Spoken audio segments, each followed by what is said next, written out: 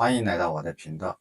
今天给大家分享的是《金刚经》。《金刚经》的全称是《金刚般若波罗蜜多经》，它是大乘佛教中非常重要的经典之一，属于般若类的经典。般若，它的意思是什么呢？只是智慧。这个智慧啊，不是我们说的小聪明或者聪明，也不是一般意义上的智慧，它是一种大智慧。《金刚经》则讲述的是通向智慧彼岸的法门，它被称为金刚，是因为金刚代表坚固不可摧毁，指这部经文所揭示的智慧具有不可摧的力量，能破除一切妄见与执着，直达究竟真理。这一期我们会分5小节来讲。第一，《金刚经》的基本内容。《金刚经》以对话体的方式呈现，记载了释迦牟尼与弟子须菩提之间关于般若智慧的探讨。经文围绕着无我相、无人相、无众生相、无寿者相等4项展开，在让修行者破除对自我和现象的执着，主要包括空性智慧。佛在《金刚经》中教导要以无助心行布施，超越一切有相的执着。《金刚经》通过各种比喻，劝诫修行者要认识到所有现象都是虚幻不实的。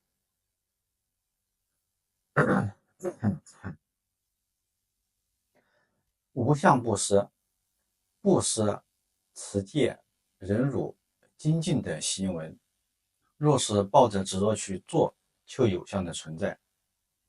佛强调，真正的布施要做到三轮体空，食者、受者、所食之物三者皆无执着，这样的布施才能达到究竟无相的境界。破我执、破法执，就是我执和法执都需要破。经中提到因无所住而生其心，什么意思呢？这个意思指修行者不应执着于任何法，不论是我的存在还是一切修行之法，通过破除我执和法执，最终达到涅槃的自在境界。空性与慈悲，虽然讲究破除执着，但《金刚经》并不是鼓励消极。佛教讲究空，是为了更彻底地升起无缘大慈、同体大悲的菩提心。只有在空性中，慈悲才能无碍地生发。第二，《金刚经》的核心思想和它要解决什么问题呢？《金刚经》核心思想，《金刚经》的核心是无所住而生其心，即在不执着的状态下升起清净的智慧和慈悲之心。他指出真正的智慧来自于空的体认，所有的现象和自我都没有固体的实质，都是因缘和合而生，缘散而灭。修行的目的是觉悟这一点，从而解脱一切束缚与执着。无常无我，通过无我、无人、无众生、无寿者等观点，教导世人不要执着于个人的自我，因为一切现象都是无常无我的。这个思想帮助我们超越对自我、对世间的迷恋和执着，不执着于相。佛教中相是指各种现象、形象。《金刚经》指出，离一切诸相，即一切事物都是假象，都是虚幻的，不是实有的存在。修行者应从相中解脱，不被形象、名相所迷惑。真空妙有，这个就比较重要了，这个很关键。真空生妙有，妙有显真空，妙有就是真空的相，有相就会有各种名，所以名相都是假有真空。理解了这个道理，对你理解佛教里的空、空性、自性等等名词概念是有很大帮助的。虽然佛教讲空，但《金刚经》也指出，空性本身并不等于什么都没有，而是一种超越有限概念的真理状态。在这个超越之中，慈悲和智慧自然流露，这就是真空妙有。那么，《金刚经》要解决什么问题呢？我们学习佛法，首先应该知道佛法能解决什么问题。如果对此没有明确的认识，一定尚未树立正信，因为不明了佛法能够解决什么问题，也就不知道学佛究竟是为了什么。接下来我们来看一下，金刚经到底能为我们解决什么问题？从金刚经来看，佛法就是解决心的问题。此经当机者须菩提，向佛陀请教。善男子、善女人，发阿耨多罗三藐三菩提心，因云何住？云何降伏其心？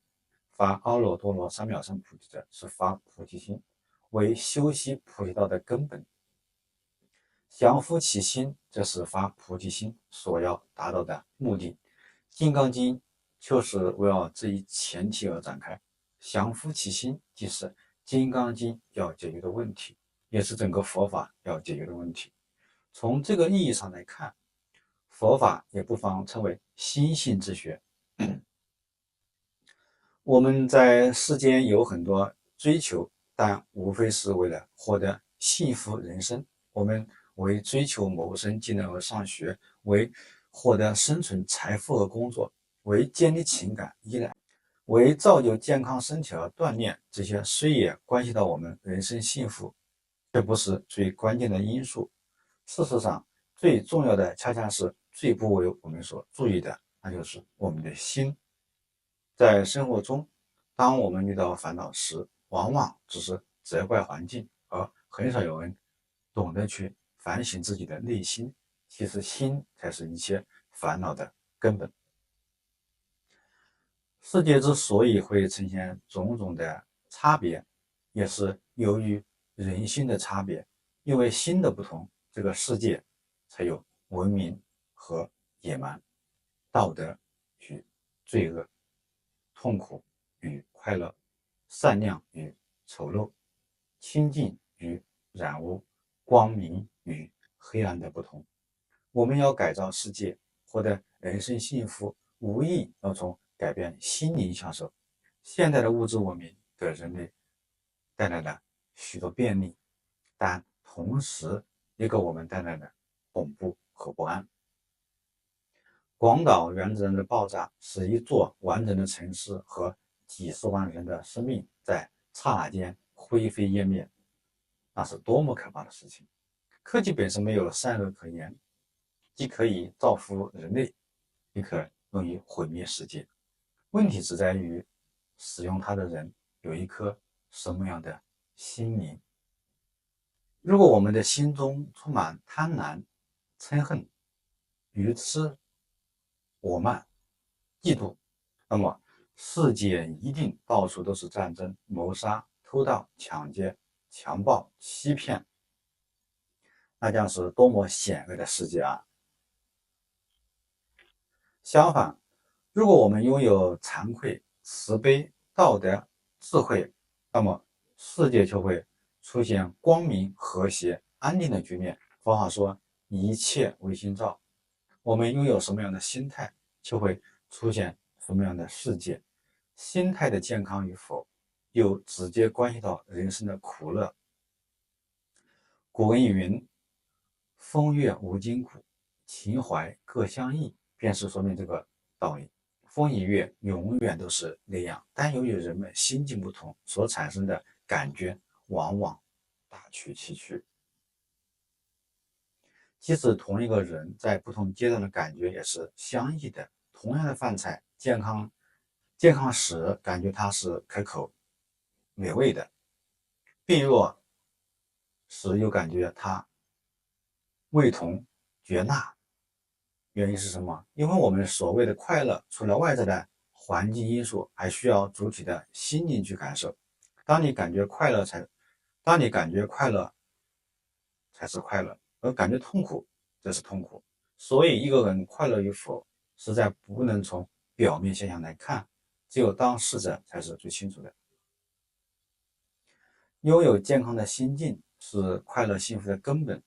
倘若一个人心境不好，那么有钱痛苦，没钱也痛苦；有地位痛苦，没地位也痛苦；有事业痛苦，没事业也痛苦。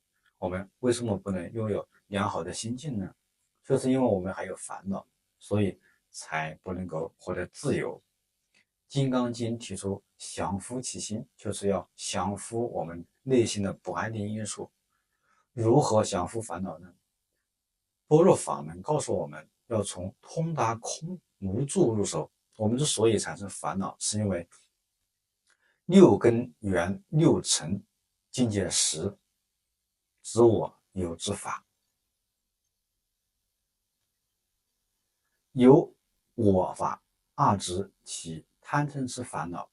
如果能以般若智慧达到法本空，不住我相、人相、众生相、寿者相，不住色声香味触，那烦恼自然不生，其心自然降伏。第三，金刚经的修行方法和实修实力。金刚经修行方法有哪些呢？金刚经的修行方法主要是关照空性和无我，通过不断关照而去通过不断关照而去除我执，最终达到空性智慧，破除我执。通过读诵和关照，逐渐明白一切现象和想法都是虚幻的，破除对外在的自我的执着。禅修关照，通过禅修观想你是谁，明白我不过是各种因素构成的暂时存在，随时关照深入，执着渐渐松解。无相布施，在布施和行善时，摒弃任何期待和自我满足的心，培养无缘大慈、同体大悲的心。读《金刚经》10万遍，证西方净土菩萨位，这有可能吗？当然，这里面有一个例子啊，这是以前的唐朝的是一个例子。唐朝时啊，有位比丘尼名叫净真，住在长安积善寺，平时靠乞食度日，一生中从不嗔怒，生得忍辱波罗蜜。他读诵《金刚经》达10万遍，有专精念佛，自在安养。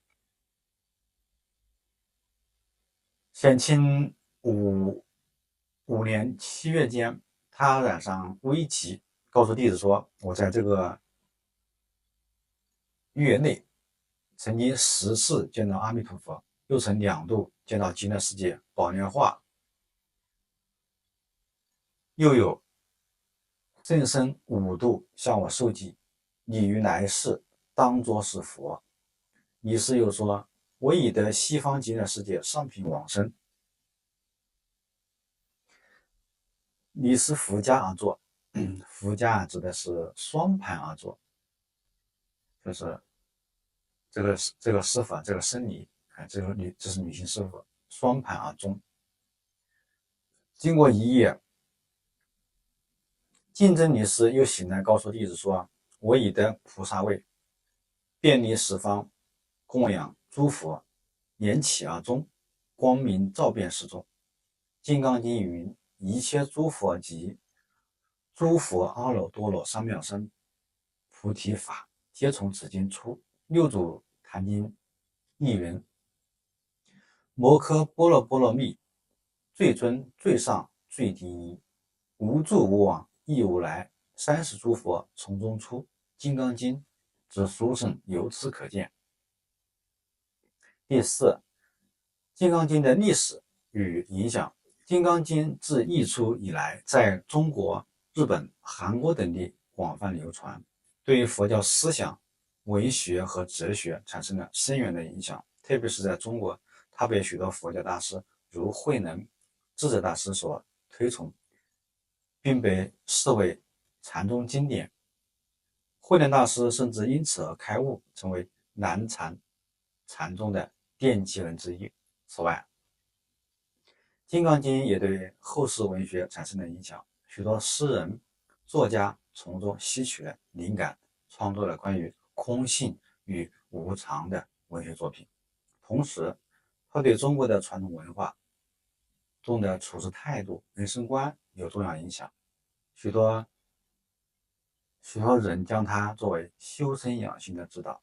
第五，《金刚经》的现代意义和功德是否是无可限量的？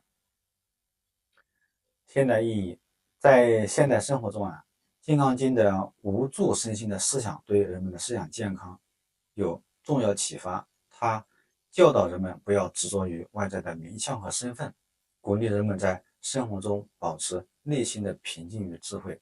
即使在繁忙、压力巨大的现代社会中，学习《金刚经》可以帮助人们找到内心的宁静，减少内心的执着，活得更加自在豁达。受持《金刚经》乃至四句偈的福德与功德是否是无可限量的？这边有一些方法和经验分享给大家。《金刚经》在中国是一部很普及的佛教经典，是记录释迦牟尼佛和他的大弟子须菩提问答对话的一部经。读诵这部经的人很多，可是我们往往念过就算了。正和念佛一样，念阿弥陀佛的时候，又有几个人心里存着念阿弥陀佛普度众生不可思议的无边功德呢？我想在念阿弥陀佛的时候，心中能念念不忘阿弥陀佛普度众生的不可思议无边功德，一定更能和阿弥陀佛相应，也更容易往生西方极乐世界。念佛如此，念经也如此。所以我们念《金刚经》时，能心中念念不忘《金刚经》的功德，一定更能和佛在《金刚经》里讲的道理相应，更能得到好处。佛是一位非常细心、非常慈悲的老师，他担心我们的心量太小，容纳不了大法，不肯相信受持《金刚经》有这么大的功德，所以他特别在经中说：若善男子、善女人于后末世有受持、读诵此经所得功德，我若据说者，或有人闻，心即狂乱，狐疑不信。什么意思啊？白话文就是我若据说，就是说我如果将这种功德通通讲出来，或者有人听了，心里会起狂乱、狐疑不信，甚至升起毁谤、造意业、口业，这样反而害了这个人。所以佛说，我实在还没有将受持《金刚经》的功德在《金刚经》里通通讲出来。那么，佛在《金刚经》里已经讲出来的功德、福德究竟有多少呢？佛用了几种譬喻说明。首先，拿布施七宝的福德来比较。七宝简单的说就是金银珠宝，布施就是帮助他人，七宝布施是拿金银珍宝来帮助他人。